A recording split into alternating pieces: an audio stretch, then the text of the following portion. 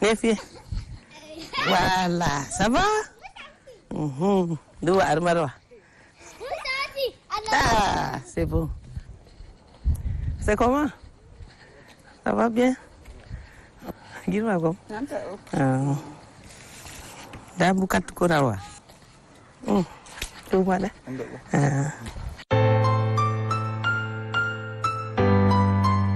National.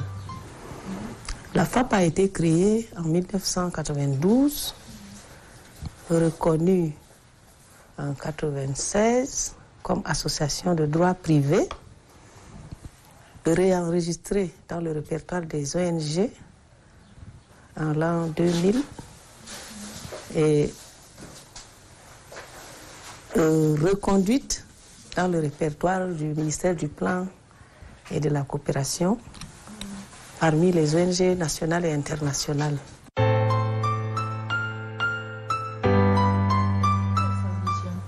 Sa vision, c'est la promotion et l'amélioration des conditions de vie des femmes au départ. Et ensuite, nous avons vu que la femme, si on la promeut seule, on n'a rien fait. Donc, on fait la promotion au niveau social des jeunes, des femmes et des personnes vulnérables que nous appuyons.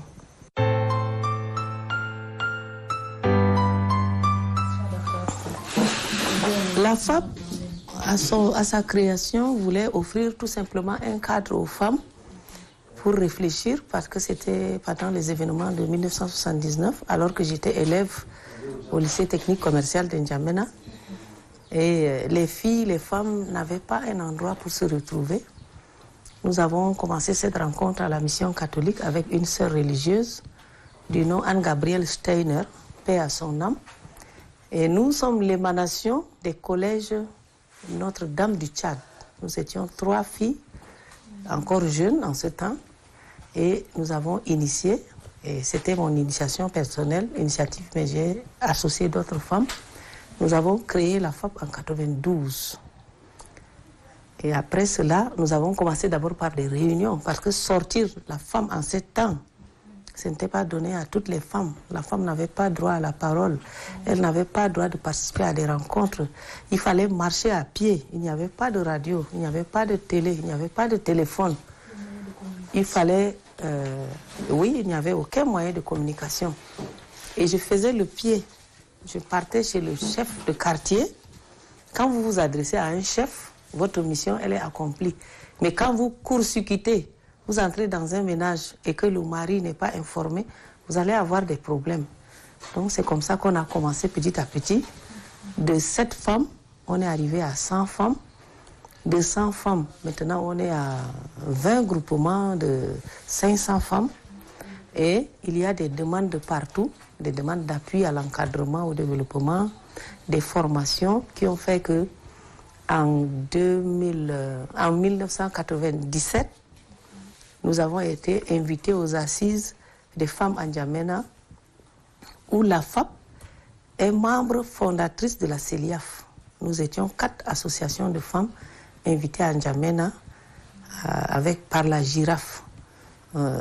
Ashtasi, Thérèse Mekombe, ça ce sont des femmes qui nous ont tracé la route pour qu'on se mette aujourd'hui en train de faire le travail de promotion des femmes. Et après cette assise, la FAP a ouvert le bureau d'antenne de la CELIAF en son sein. Et 10 ans après, on a rétrocédé cette activité à d'autres membres. C'était la secrétaire générale, aujourd'hui actuelle présidente, Madame Rachel, qui était notre secrétaire générale en ce temps. Et la FAP, elle fait la promotion des femmes non seulement dans les réunions mais elle fait la création, la promotion d'activités génératrices de revenus. Elle défend les droits humains, parce que dans le Mayo-Kébi, il y a récurrence de violences faites aux femmes, de violences basées sur le genre, et les femmes n'avaient pas droit à la parole. Nous avons organisé des réunions qui a fait qu'aujourd'hui, même Victoire, c'est une membre de la FAP, et elle a été responsable de l'atelier de broderie qui est devenu aujourd'hui l'unité de production de farine blanche. Et on a fait aussi des cours de couture qui a permis aux femmes d'ouvrir leur atelier de couture. Victoire avait un atelier de couture. On fait aussi la formation en art culinaire. On encadre aussi les filles au comportement humain. Et on fait aussi la promotion féminine, c'est-à-dire apprendre à la fille de connaître son corps, de ne pas seulement se promener, courir derrière les garçons, et de lui apprendre à se prendre en main dès l'âge de puberté pour mûrir son état de femme afin de se préparer à un mariage digne de nous, pour ne pas tomber en grossesse non désirée.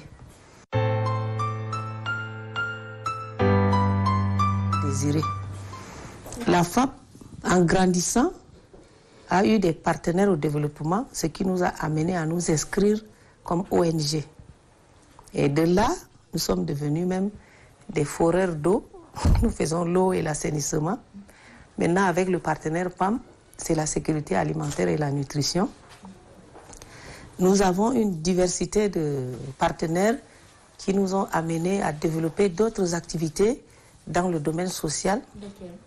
La transformation agroalimentaire, l'étuvage de riz, la transformation de l'anacarde en noix avec un autre partenaire, la mise en œuvre des PDL, les plans locaux de développement, avec le partenaire Eau Vive International de 2013 à 2015, la formation en élevage avec l'appui de l'ambassade des États-Unis.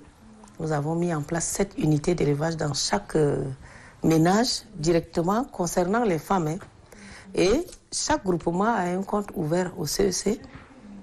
Le compte, il est approvisionné, mais nous, on forme les femmes à la gestion, à la tenue simple de la comptabilité par une petite caisse et à l'organisation des groupements, comment animer un groupement, comment participer à une réunion, comment cotiser l'argent pour renforcer la mobilisation financière. Et donc, nous travaillons dans différents domaines et comme nous avons grandi, nous avons créé des départements d'activité. Il y a l'administration, il y a le département activités génératrices de revenus qui, en son sein, a différentes activités de revenus. On a des fabriques glaces, on fait des glaçons, des yaourts, de l'eau fraîche, même quand quelqu'un est en train de passer, il achète, il boit. Nous faisons des démonstrations culinaires. Ici, il y a une machine. On forme les filles et les femmes à fabriquer du gâteau. Au lieu d'aller chercher du gâteau d'anniversaire dans les boutiques, ça coûte cher. On leur apprend à faire du gâteau. Avec 1000 francs, elles peuvent fabriquer un bon gâteau, très succulent.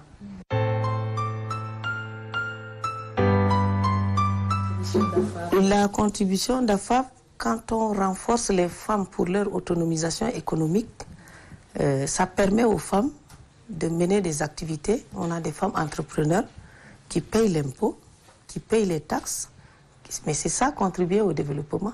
Il y a les femmes du secteur informel qui sont aussi membres de la FAP et on les a appris à cotiser, à prendre du crédit, à faire des gros stocks. Elles sont sur les marchés chaque semaine. Elles payent des tontines et elles louent des véhicules. Et celles qui ont des activités pérennes et qui ont des activités lucratives, qui font des bénéfices, mais elles payent les impôts. Celles qui ont il y a des filles qu'on a formées avec le financement de FONAP. Elles ont des cafétérias, elles ont des restaurants. Angéline, c'est une des filles que j'ai formées, elle paye ses impôts. Et il y a 6 jeunes filles qui font la couture, qui ont leur atelier de couture. Donc, la promotion de l'économie rurale, exactement, nous faisons aussi le reboisement. Nous avons construit avec l'appui de Eau Vive il a été prévu la construction de 10 000 foyers améliorés.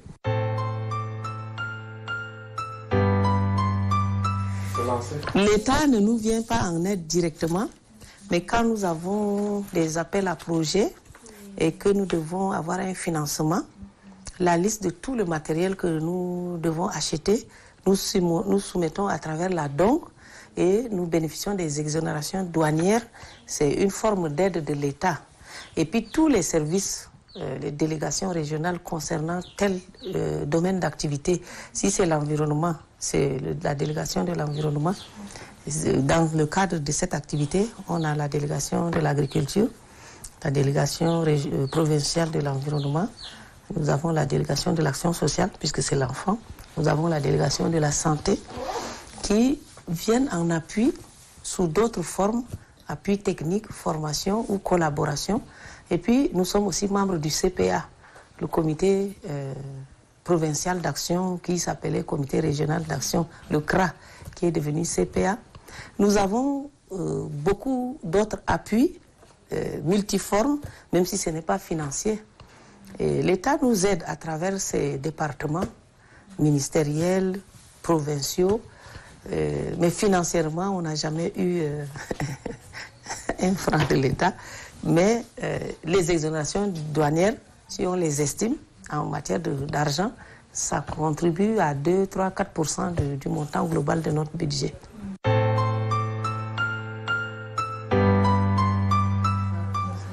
Les difficultés sont d'ordre... Bon, on a des difficultés comme toute organisation. On avait au départ les difficultés de structuration, d'organisation. Nous avons pu faire appel à des organisations, des cabinets, des évaluateurs. On leur demande de renforcer nos capacités. Nous nous sommes beaucoup améliorés dans le domaine d'organisation structurelle de nos groupements. Nous avons des difficultés financières. Nous avons aussi un grand handicap. La grande partie, 90% des femmes sont analphabètes. Il faut traduire toutes les réunions en 3, 4, 5, 6 langues. Et vous voyez, le Mayo-Kébi, il y a 6 langues. Sans compter les dialectes. Il faut l'arabe local, le Ngambay, le Tupuri, le Mundang, le Zimé, plus le français. Quand on fait des émissions radio, vraiment, ça nous prend du temps. Et donc, on a des traductrices en langue qu'il faut payer aussi quand on a des réunions. Et nos difficultés sont surtout matérielles. Nous avons 13 cantons à couvrir, 287 villages à desservir et nous avons 500 groupements à accompagner. Nous avons des producteurs que nous accompagnons pour la production de maïs. Ils ont besoin de formation. Nous n'avons pas les moyens techniques ni matériels pour les encadrer correctement. Et nos machines sont de petite capacité. Maintenant, la demande en manisa est forte. La demande en farine blanche est forte. Mais nous sommes limités par rapport aux capacités de nos machines qui sont restreintes. Et puis nous aurons aussi besoin de formation parce que c'est quand on est formé qu'on améliore aussi ses capacités et ses compétences. Oui, au début, à la création, les hommes disaient qu'on est en train de déformer leurs femmes. Mais aujourd'hui, c'est des hommes qui viennent avec leurs femmes les inscrire pour les formations. On donne des formations très souvent. On a donné 4 formations en 2 mois sur la lutte, la prévention contre la malnutrition, les formations en transformation agroalimentaire. C'est les hommes qui nous appellent au téléphone. Ils amènent leurs filles, ils amènent leurs garçons, ils amènent leurs femmes. Et ils nous félicitent. Même sur les ondes, on reçoit des appels téléphoniques. C'est maintenant qu'on est apprécié, mais au début, on était vraiment la bête noire. Hein. Et au début, quand on parlait de formation féminine et de prévention contre les grossesses à risque, parce qu'il fallait dire à la fille quel est ton cycle, voilà comment éviter de tomber enceinte. Dire, ah, mais tu es en train d'apprendre à la fille de tricher, tu vas déformer nos filles, tu vas les transformer en bordel. Mais aujourd'hui, c'est le contraire, on est très apprécié. Même si ce n'est pas à 100%, je peux dire que c'est à 70-80%.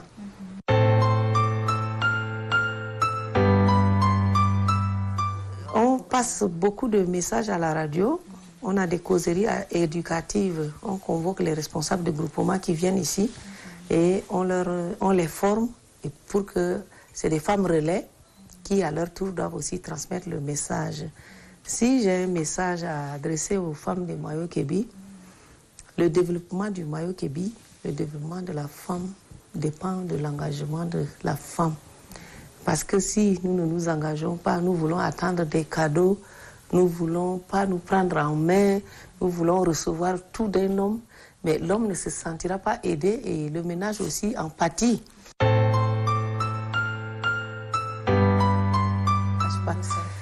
Les femmes sont très dynamiques. Au départ, elles ne comprenaient pas, mais dès qu'elles ont été renforcées par le PAM, la FAO, le GRET et bien d'autres partenaires, après une formation, vous constatez tout de suite un changement. Même en langue locale, quand on les forme. On a initié quelques activités d'alphabétisation à travers la CELIAF, qui est une organisation sœur, mais c'est des activités très liées à un partenariat de courte durée. Et dès que le partenaire se retire, on retombe dans la case départ en matière d'alphabétisation. En matière d'accompagnement des femmes, nous sommes un peu limités. Nous ne pouvons pas toucher les vraies femmes rurales qui ont vraiment besoin de nous. C'est elles, on les fait venir. Mais on devrait aussi être sur le terrain pour démontrer, partager des expériences, mais nous sommes très limités. Il y a aussi le problème des technologies appropriées de transformation de tous les produits locaux pour une plus-value. Et c'est ça l'essor économique. Et tant qu'il n'y a pas d'électricité, tant qu'il n'y a pas de route, vous n'irez pas loin. On est très limité.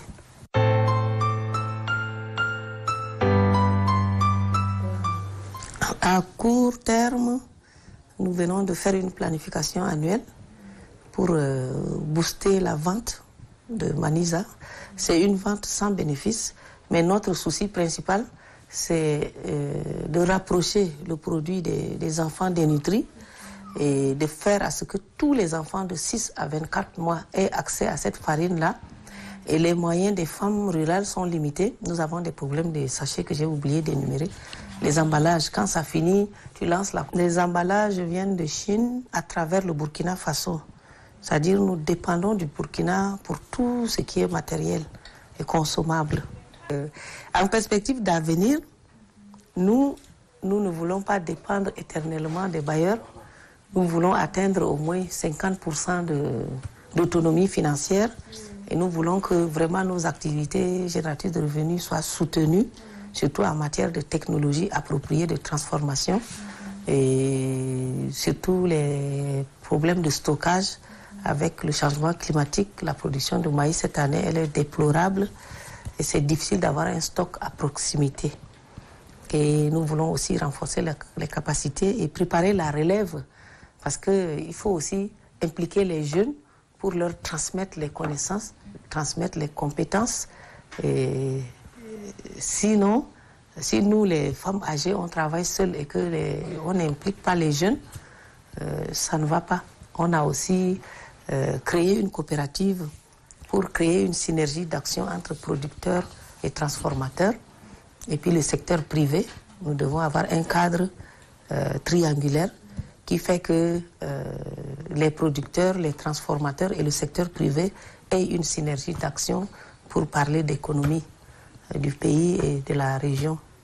Et puis, nous aimerions construire un magasin de grande capacité parce que notre magasin est très, très petit. Nous voulons aussi renforcer les capacités des jeunes. Nous voulons les former pour qu'ils prennent la relève. Il nous faut des moyens pour cette formation. Les impacts. Les bailleurs viennent, ils nous financent. Dès qu'ils se retirent, si on ne tient pas bon le projet, il meurt. Et vous revenez 10 ans après, vous ne voyez même pas les traces. Donc on aimerait que les départements ministériels concernés par nos activités s'intéressent à nous, ne serait-ce que de nous déployer même du personnel de l'État pour nous aider, de renforcer nos capacités et d'essayer vraiment de s'intéresser au développement au niveau rural.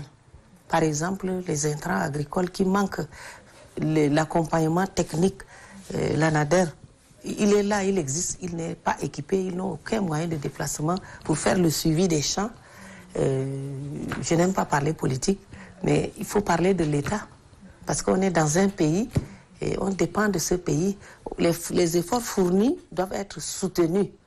Et il serait aussi préférable que les financements transitent directement à la base. Il y a trop d'intermédiaires et quand il y a trop d'intermédiaires, mais chaque intermédiaire veut sa part et le financement il est émietté de la source jusqu'à la fin. Les retombées sont réduites. Infantile, nous allons vous présenter un projet préalable qui a été créé pour se préparer à accueillir un projet. Et ce projet, c'est une petite activité génératrice de revenus basée sur la production de farine locale de consommation des ménages. C'est une farine fabriquée à base de maïs, le maïs blanc, jaune, que nous produisons.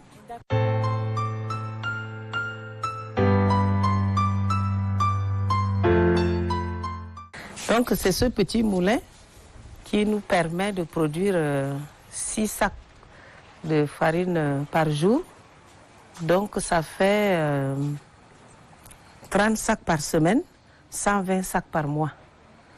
Et la responsable de production, c'est Madame plutôt Kombasassou Pascaline, qui va venir vous montrer comment elle fait son travail.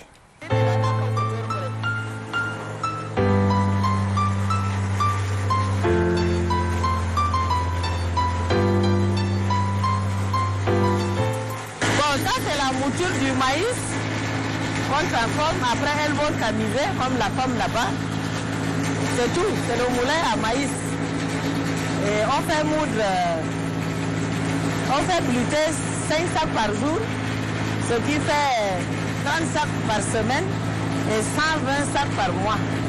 Par exemple, ça, ce n'est pas encore bien sec. Et il y a une procédure de contrôle de séchage. Quand on fait ça, quand ça ne fait pas de bruit, c'est que la farine n'est pas encore bien sèche. Ça, c'est les sacs de conditionnement provisoire. On a les sacs de 25 kg, les sacs de 50 kg, les sacs de 100 kg. On va aussi par détail pour permettre aux ménages vulnérables d'avoir accès à cette farine parce que c'est un projet de lutte contre l'insécurité alimentaire. On met sur des tables pour faire sécher. C'est de la farine déjà moulue. C'est du maïs déjà moulu qui est en train de sécher à l'ombre. Et pour bien chauffer, on met aussi au soleil sur des tables avant de passer au conditionnement. On tamise, on remet au soleil, on retamise et on met dans les sacs. Après le séchage, on procède au tamisage.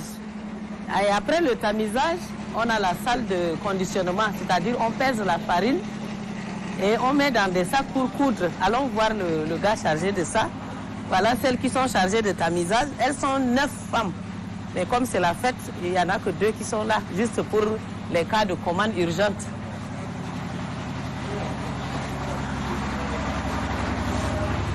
Et avant de mettre en sac, on pèse parce que 1 kilo est à 500 francs. Et il y a les sacs de 25 kg, les sacs de 50 kg et les sacs de 100 kg. Donc il faut peser exactement le poids et coudre et avant de déposer à la salle de stockage. C'est tout ce système-là qui s'appelle conditionnement. Les sacs, au début, nous achetions les sacs au marché. Mais pour notre visibilité, nous avions des sacs qui portent nos logos avec nos références, nos coordonnées pour des grandes commandes ou des clients éloignés d'ici. Mais nous sommes en rupture de stock et nous sommes obligés d'acheter ces sacs sur le marché parce que nous n'avons pas les moyens pour faire des grosses commandes. Et on a fait une petite quantité. L'usine, elle démarre pour faire de grosses commandes. Donc voilà, il est en train de coudre. C'est une machine à coudre, mais c'est à coudre les sacs, c'est pas à coudre les habits. Vas-y, Abraham. Attends, je vais t'aider. Voilà, ça c'est 25 kilos. Où est le marqueur? Le feutre est où? Amène ça. faut mettre 25 kilos. Après, on marque. Quand c'est des sacs sortis d'usine, on n'a pas on n'écrit rien. Et là, on doit écrire avec la main. Oui. Pour que le client soit sûr que c'est bien 25 kilos. C'est les femmes de groupement, hein, et on leur donne des responsabilités pour pouvoir survivre. Elles travaillent et à la fin du mois, elles ont leur part. Celles qui tamisent par sac, elles ont 500 francs par sac. Et on les met en concurrence. Si tu peux faire 10 sacs par jour, tu rentres avec 5 000 francs tous les jours. Si tu fais 4 sacs, ça dépend de ta capacité de produire au tamisage, au vannage. Et ça crée de l'emploi pour les femmes. Surtout les femmes sans emploi. Et puis les veuves, les orphelines. Nous avons beaucoup d'orphelines, de veuves ici. La gardienne, c'est une veuve. Et les femmes sans emploi. Bon, nous allons vous conduire à l'unité de production de farine infantile.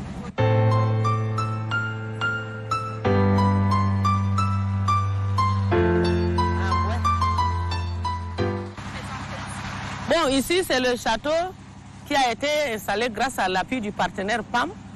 C'est le PAM qui a quand même financé le projet Profor. Mais cette activité, c'est l'initiative de nous, les femmes. C'est notre propre initiative, la farine blanche, qu'on faisait déjà avant l'arrivée du projet PAM, le projet Profor pour la production de farine infantile. Donc, c'est le PAM qui a installé ce château. C'est lié à la propriété pour la production de la farine infantile.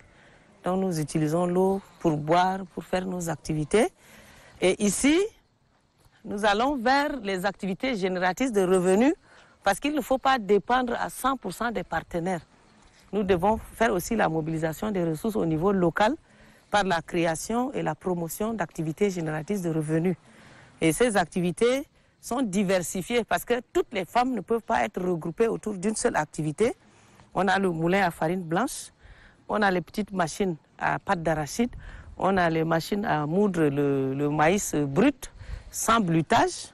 Et donc, on a aussi ce déshydrateur qui permet le séchage de légumes, mais qui permet de faire beaucoup de choses. Quand vous mettez le gombo frais ici, vous avez 1 heure ou 2 heures de temps pour le faire sécher. Ça dépend du thermostat que vous réglez. Si vous êtes très occupé, réglez pour 3 heures. Mais si vous êtes là que pour ça, vous pouvez faire 5 fois dans la journée, vous pouvez avoir un sac de gombo séché. Et vous pouvez faire rôtir le poulet, faire des méchouis. Nous avons des commandes quand il y a des cérémonies. Et ça occupe les jeunes et les filles. Et ça fait aussi générer des petits revenus qui leur permettent de subvenir à leurs besoins. Il en est de même pour cette machine. C'est pour le maïs qui n'est pas décortiqué. Parce qu'il y a des familles qui ne veulent pas décortiquer leur maïs. Ils trouvent ça plus nourrissant. Donc cette machine, elle est pour ça. Ça, c'est la machine à pâte d'arachide. Ça, c'est pour les condiments, le piment, les petits condiments pour la sauce. Et on a distribué aussi à quelques groupements dans le quartier. Chaque samedi, elles viennent faire le versement. Et cet argent permet de racheter une autre machine et transmettre à un autre groupement. Et avec ces recettes, nous achetons les poulets, les chèvres pour faire l'élevage. Ça, ce sont les tables qui servent à faire le séchage de la farine. Mais quand il y a la formation, ça nous sert à faire des démonstrations culinaires, des démonstrations de transformation, de séchage ou de cuisson de légumes, de fruits. Nous transformons, nous faisons des compotes, des confitures de mangue, nous faisons des gâteaux. Nous faisons beaucoup de petites choses pour essayer d'occuper les femmes. Maintenant, nous allons à l'unité principale de production de farine infantile qui est initiée par le projet Profor avec le financement de l'Union européenne et l'appui technique du PAM, de l'UNICEF, de l'OMS et de la FAO. La FAO appuie nos groupements en matière de technique culturelle. La FAO nous donne du matériel agricole et nous forme aussi le renforcement de capacité de nos groupements. Et grâce à ça, on produit du bon maïs pour la production.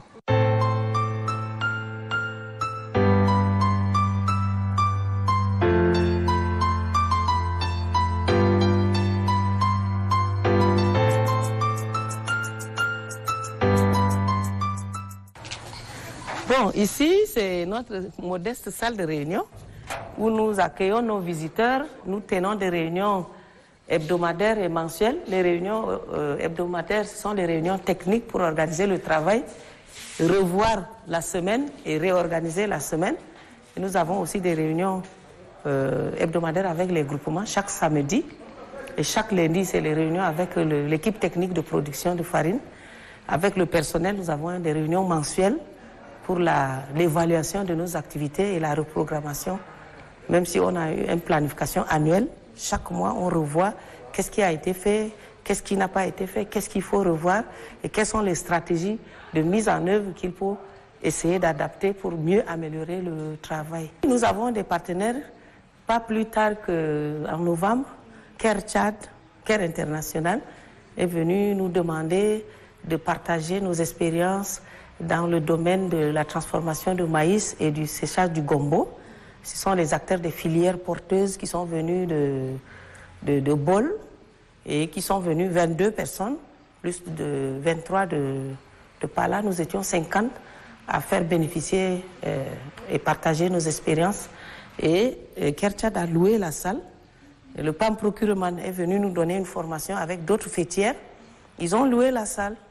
Et ces locations nous permettent d'entretenir le fonctionnement, de payer le gardien et d'embellir un peu. On n'avait pas de plafond. Grâce à ça, on a fait le plafond. Cette table, on vient de la faire. C'est grâce aux recettes aussi. Bien, on va poursuivre la visite. On va aller à la salle de production de farine infantile. Allons-y.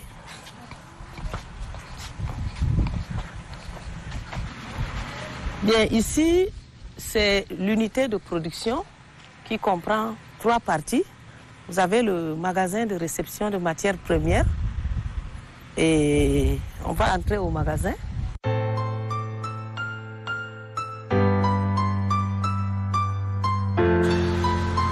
Il y a eu des préalables pour la mise en œuvre de ce projet. Nous sommes 7 organisations fêtières constituées d'organisations productrices. Nous sommes 2 unités, une unité à Léré, une unité ici à Pala. Et il y a aussi l'organisation des producteurs. Ce sont des fêtières identifiées par la FAO, formées par le PAM et la FAO. Le PAM, il donne la formation liée aux activités de mise en œuvre de projets. La FAO donne des formations liées aux itinéraires techniques de production de maïs, de soja, d'arachide et de niébé. Et donc, ce sont ces groupements-là qui fournissent à défaut. Parce que, par exemple, cette année, nous avons pressenti le manque crucial de céréales. Et nous avons fait comme la FAO nous a fait. Ils nous ont donné des semences, ils nous ont donné des intrants agricoles. Nous avons repris cette casquette de la FAO pour aller vers nos groupements. Nous les avons appuyés avec 100 sacs d'engrais, 50 sacs d'urée, un peu de sulfate de zinc, et pour être sûr de la qualité du maïs, parce que les maïs achetés dans les marchés sont cultivés à base d'engrais chimiques coton. Et ce n'est pas conseillé pour l'alimentation humaine. Donc nous voulons du maïs bio. C'est comme ça que nous avons procédé à l'accompagnement de quelques producteurs de maïs qui nous fournissent, en échange des engrais bio, ils nous fournissent le montant indiqué sur le coût en maïs. C'est comme ça que nous allons recevoir 200 sacs de maïs. C'est même insuffisant, mais au moins nous sommes sûrs d'avoir une quantité qui nous permet de faire la production selon les normes indiquées et exigées par le partenaire PAM et le GRET. On ne réceptionne pas les produits par hasard. On prend le temps d'analyser. Nous avons des fiches d'acceptation des produits. Si c'est un groupement, on met d'abord le nom du produit, les matières premières, on utilise pour faire quoi, on note tout ça, la marque, le nom du fournisseur, on met tout avant de commencer à vérifier d'abord la documentation. Comme la présidente avait dit, nous avons les bons de commande, nous avons les bons de livraison et nous avons les fiches techniques. Tout ça, ça nous permet de contrôler est-ce que les produits sont en norme. Une fois vérifié les documentations, on procède à l'observation visuelle. On essaye de voir si c'est les emballages. On voit est-ce que les emballages sont bien scellés, est-ce qu'il n'y a pas de taches, est-ce que les dates de péremption sont en normes avant de les accepter. Si c'est les matières premières, les maïs, l'arachide, les sorgho, on essaye d'abord de voir est-ce qu'il y a les insectes, est-ce qu'il y a les matières étrangères, c'est-à-dire les feuilles, les cailloux, tout ça on vérifie. On essaie aussi de vérifier les graines cassées et les graines endommagées par les insectes. Si tout cela est conforme, on le prend. Mais on ne l'utilise pas. On prend d'abord les échantillons pour envoyer au niveau de Secocta pour que le Secocta essaye d'analyser l'humidité,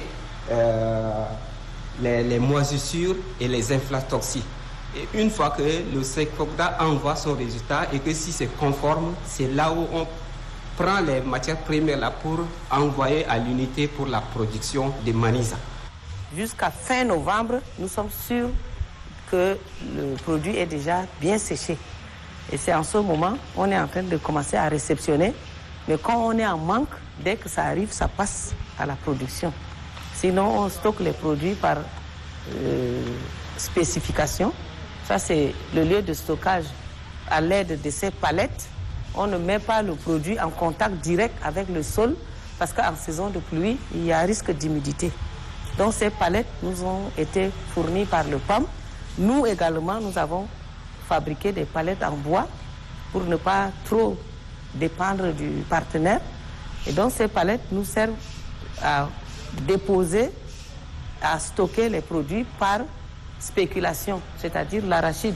Si vous voyez arachide, vous saurez que ça c'est le stock d'arachide, le soja, le niébé et l'armoire nous barre pour le maïs là. C'est par voilà ici pour le maïs.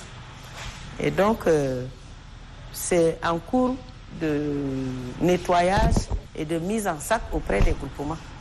Pour le moment, ils sont à la récolte. Nous partons à la salle de blutage. Après la réception de matières premières, il y a une équipe de femmes qui font le traitement pour séparer les corps étrangers, la poussière, le nettoyage. Et après ça, elles mettent sur une décortiqueuse. Allons-y vers la décortiqueuse.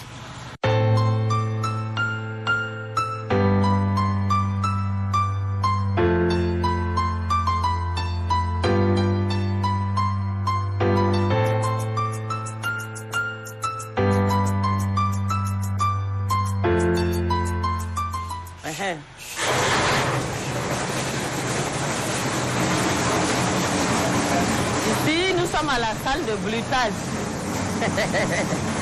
Vas-y, vas-y, vas-y.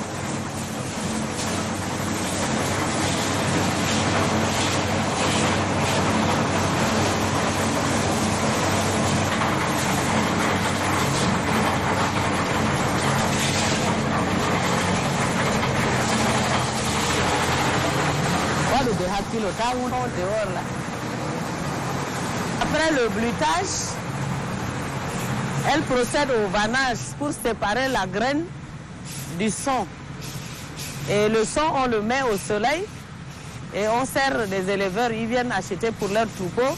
On fabrique des pierres à lécher et on est en instance de vouloir, si on avait les moyens, d'installer une machine qui fabrique l'aliment de bétail. Donc après la séparation, vous voyez, c'est ça le son de maïs.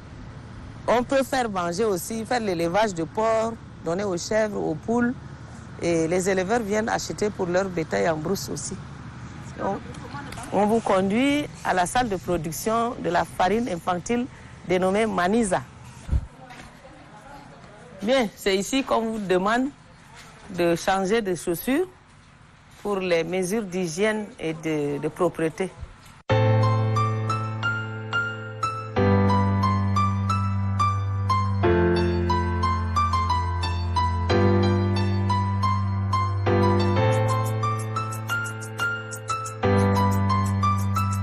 Après le traitement des matières premières, il y a une deuxième procédure de réception au niveau de la salle de production. Et là, les produits sont torréfiés à l'aide de ces machines que vous voyez. C'est la première phase de transformation. Ça commence par le traitement, la torréfaction, le dépelliculage. Et le maïs, lui, il est déjà nettoyé, le son est parti. Donc, il reste l'arachide, le haricot et le soja qui doivent être traités, torréfiés dépelliculer. Ici, c'est la première salle. C'est la salle de réception des matières premières. Toutes les matières premières sont réceptées ici et pesées.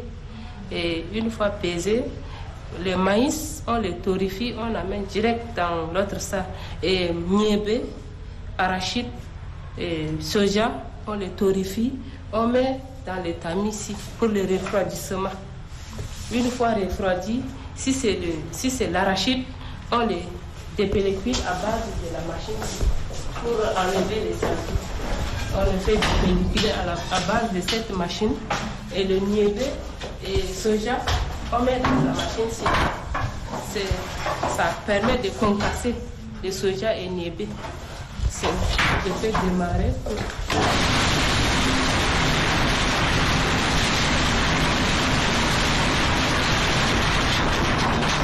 Une fois cassé, on les met encore dans la machine pour permettre de vanner maintenant bien le soja et le niébé. On peut aussi lancer la machine.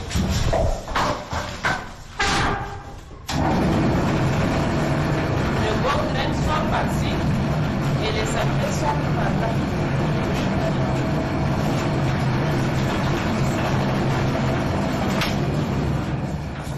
Une fois traité ici, on les met maintenant dans la machine ici. On les met dans la machine ici pour permettre, c'est stérilisation. Ça permet de stériliser les produits. Puisque les produits ont été touchés à main, on évite maintenant les microbes. On les fait chauffer pendant 30 minutes pour que tous les microbes qui ont été mis dans les produits doivent être neutralisés. Et une fois stérilisé ici, on vient dans la dernière salle. On les met encore dans le tamis de refroidissement. On les met ici. Ici, on n'entre pas sans cache-nez. Il est bien écrit, les produits stérilisés à ne pas toucher sans cache-nez. Donc, on les met une fois refroidis. On entame maintenant le prémixage. Ici, c'est le prémixage. On va le faire tout de suite, vous allez voir.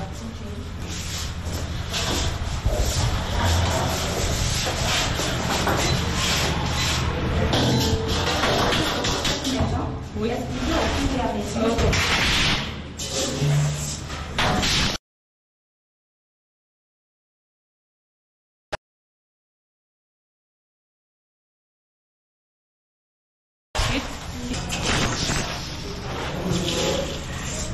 Il faut quelle quantité?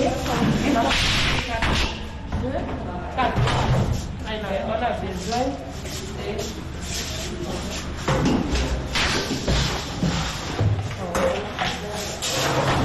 soja.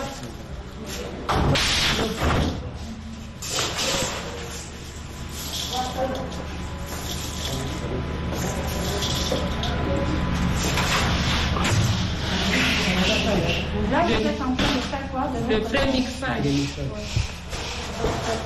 Ici, c'est le...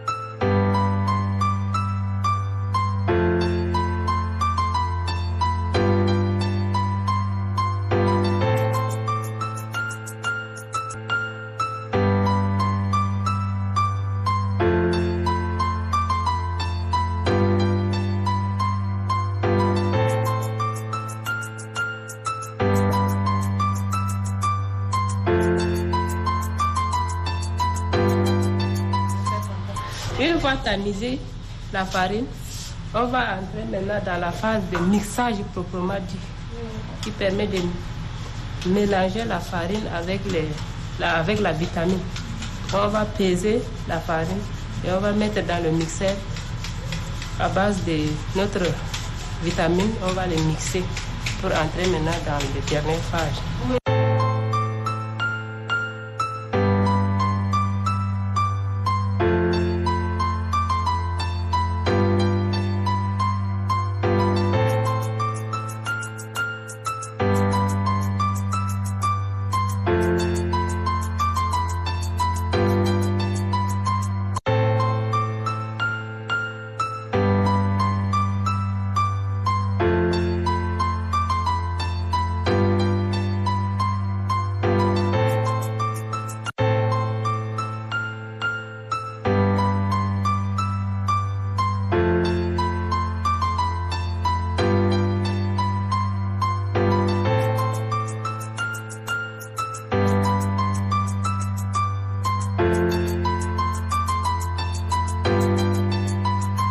Ici, c'est la salle de conditionnement. On met les farines dans les sachets. Une fois mis dans les sachets, on les pèse. C'est les sachets de 400 grammes. Il faut peser 400 grammes avant de les sceller.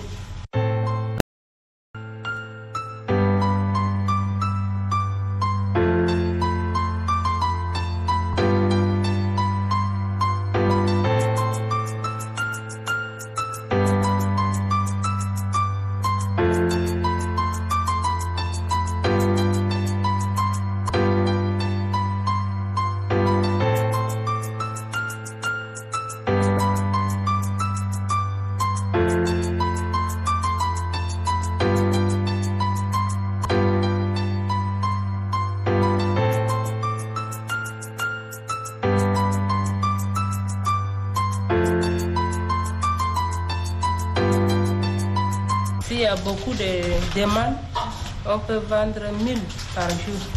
Et si c'est moins aussi, on peut vendre 900 ou 800. Les différents postes de banque, on a les groupements, les femmes du groupement qui viennent chercher, elles vendent le café. Et on a aussi les points de vente cantonaux qu'on a formé les cantons. Ils ont envoyé deux personnes pour les former en point de vente. Ils viennent, ils ramassent les produits pour leur village. Et tous les cantons, on a 26 cantons qui ont formé deux personnes par canton. Et ils viennent, ils prennent les produits pour aller revendre à leur niveau aussi. Et nous avons les pharmaciens qu'on les a formés aussi. Ils viennent, ils prennent les produits. Ils revendent aussi. Une fois produit, on écrit les noms des personnes qui ont participé pour la production et on garde. Et on ne sait jamais, le produit envoyé au marché, il y aura un client qui va se plaindre qu'il a un problème par rapport à la farine et on se réfère par rapport aux échantillons.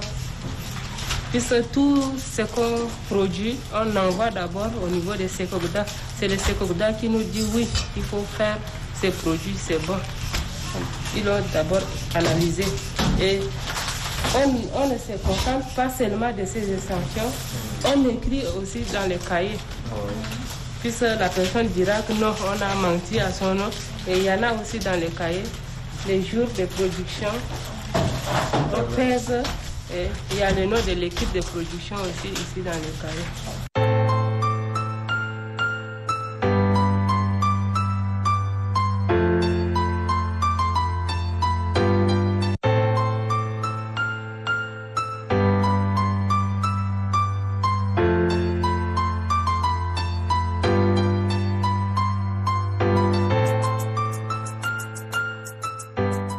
Bon, avant j'étais élève.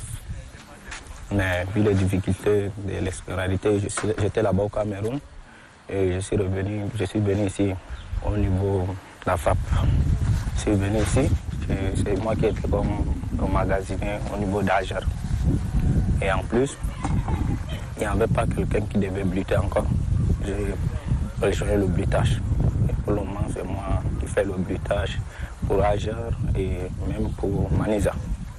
C'est moi qui fais le bruitage. Grâce à Dieu, ça m'a beaucoup rapporté des choses.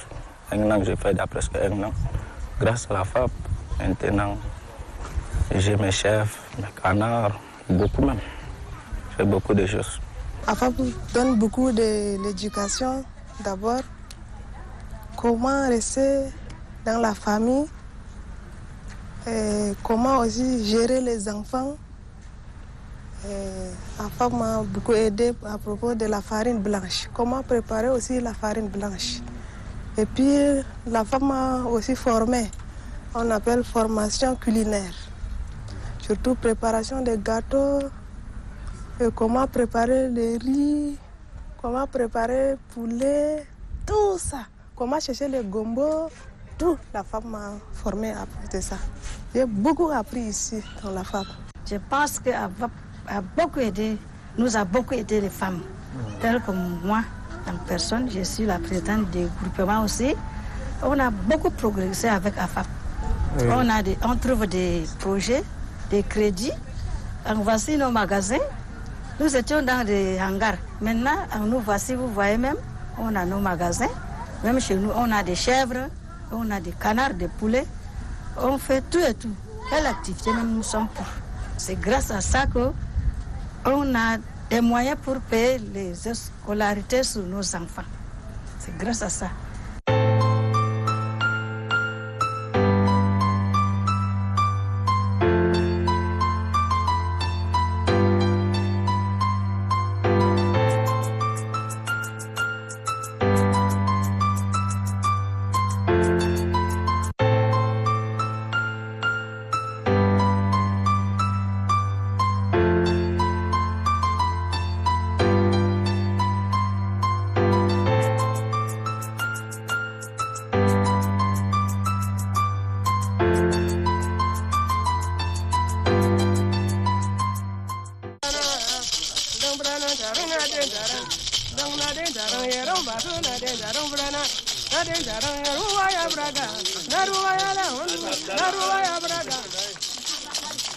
Naruwa ya braga,